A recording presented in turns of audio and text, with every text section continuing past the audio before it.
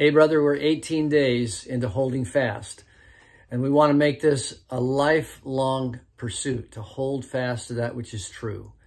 Today, I'm reading from a book called Live Not by Lies by sociologist Rod Dreher, who has really a prophetic view of what's happening in our culture. Here's what he says to us who are feeling accused and marginalized and have an unfair hearing and we have a bias against us. He says this: what is happening here?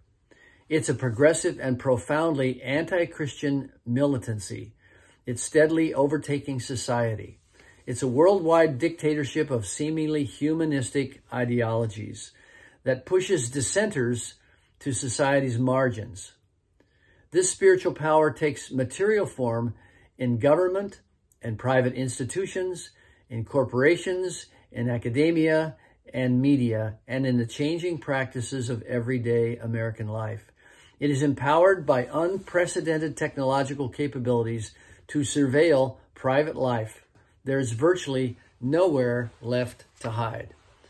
Well, in Daniel chapter 3, we find that this very kind of bias is against the Jews because the king, the emperor, Nebuchadnezzar, has erected a 90-foot golden obelisk and everyone's to bow down to it.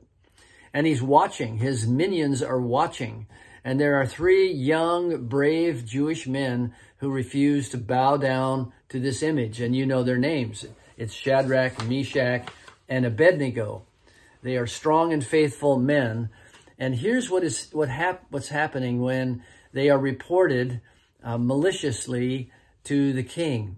It says in Daniel chapter 3, verse 12, there are certain Jews whom you have appointed over the affairs of the province of Babylon, Shadrach, Meshach, and Abednego, and listen to their tactic. These men, O king, pay no attention to you. They do not serve your gods or worship the golden image that you have set up. Brothers, holding fast means that there are aspects of our surrounding culture that we're not ignorant of. We're not oblivious, but we simply pay no attention to it. We're not going to be stampeded by the latest panic. We're not going to bow to the latest crisis. We're not going to submit to the avalanche of publicity. We're going to simply look at what is true and follow that. Dreher goes on to say this: our way must be never knowingly support lies. You may not have the strength to stand up in public and say what you really believe, but you can at least refuse to affirm what you do not believe.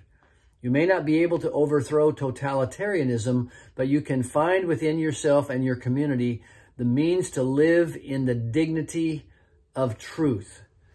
We can at least say, whatever you believe, it's not going to be promoted through me. This is what Shadrach, Meshach, and Abednego did. They paid no attention. So a simple question for you today is, what do you need to erase from your screen? Is it conspiracies and fear-mongering news media? Is it political gossip? Is it worrisome financial, time-wasting things? Is it faith-draining diversions?